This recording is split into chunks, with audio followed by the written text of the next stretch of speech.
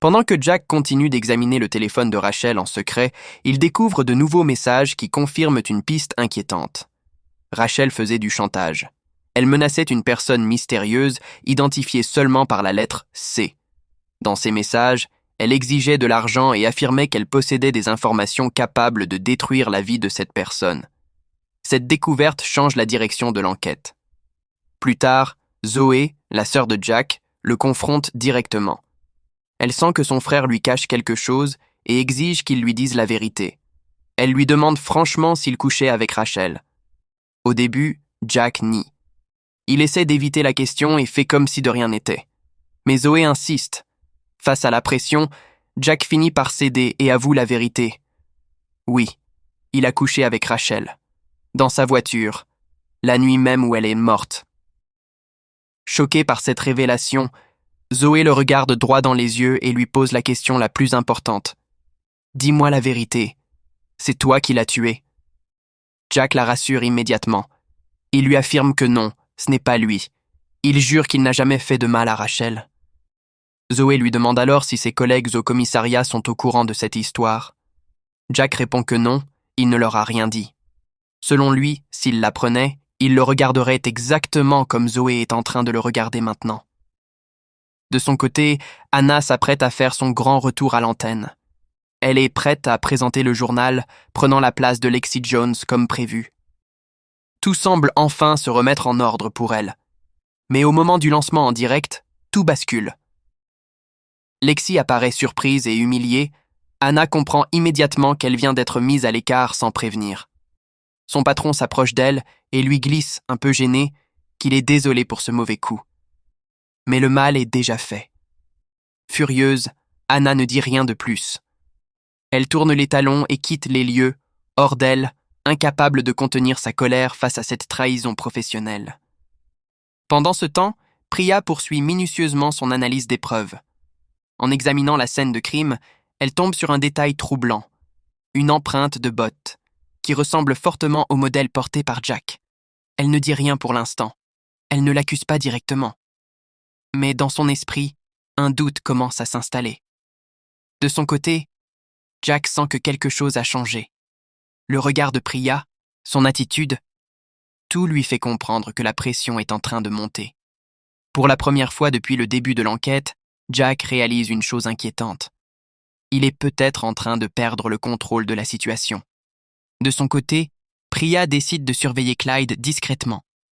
Elle le suit à distance et observe ses moindres faits et gestes.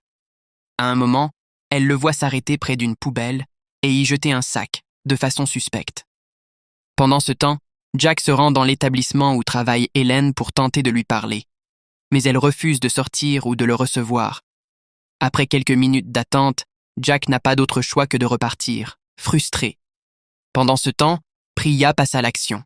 Elle récupère le sac que Clyde a jeté, l'ouvre avec précaution et découvre à l'intérieur un masque féminin, une découverte étrange et potentiellement cruciale pour l'enquête. Priya appelle immédiatement Jack pour l'informer de sa découverte. Au téléphone, elle essaie de lui expliquer ce qu'elle a trouvé dans le sac. Mais la communication passe mal. Jack lui dit qu'il ne l'entend presque pas et lui demande de le rappeler plus tard. Sans attendre, il décide de se rendre directement sur la scène de crime, comme s'il cherchait à vérifier quelque chose par lui-même. Pendant ce temps, Anna est seule dans sa voiture. Le silence est pesant. Perdue dans ses pensées, elle se remémore des souvenirs douloureux, ceux de sa fille décédée. L'émotion la submerge.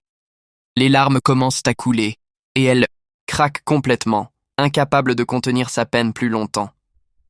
Pendant ce temps, la mère d'Anna sort à nouveau de chez elle, complètement désorientée. Elle erre dans la rue, sans savoir où aller ni même d'où elle vient. Heureusement, une ambulance finit par la repérer et la prend en charge. Les secours contactent immédiatement Jack, qui arrive rapidement sur les lieux. Il la récupère et la ramène chez elle, inquiet. Sur le chemin, elle tient des propos troublants. Elle lui confie que se faire percuter par une voiture ne serait pas une si mauvaise fin. Jack lui demande de ne pas dire ça, mais elle continue, la voix pleine de tristesse. Elle explique que c'est pire de mourir à petit feu, seule, sans reconnaître son propre chemin, sans savoir qui est sa famille, ni même qui elle est. Puis elle ajoute, avec gravité, « Jack, ne laisse jamais personne te dire que le temps guérit toutes les blessures. Parfois, il ne fait qu'empirer les choses. » Après un moment de silence, elle change de sujet et lui pose une question directe. « Qu'est-ce qui se passe entre toi et Anna? Tu l'aimes encore? Oui ou non ?»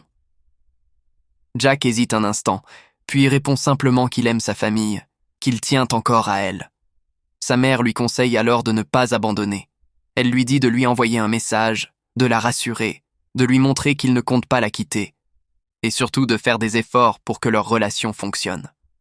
Touché par ces paroles, Jack, en quittant la maison, il sort son téléphone et envoie un message à Anna, comme sa mère le lui a suggéré. Jack reçoit un appel l'informant qu'on a encore retrouvé un cadavre. Anna se présente à l'endroit. Jack lutte pour cacher son secret. Priya commence à douter de son partenaire. Anna découvre que le passé de leur groupe d'amis cache peut-être un scandale. Et au milieu de tout cela, une question devient de plus en plus inquiétante. Rachel Hopkins a-t-elle été éliminée à cause de quelque chose qui s'est passé il y a 20 ans? Ou parce qu'elle savait trop de choses sur les mauvaises personnes?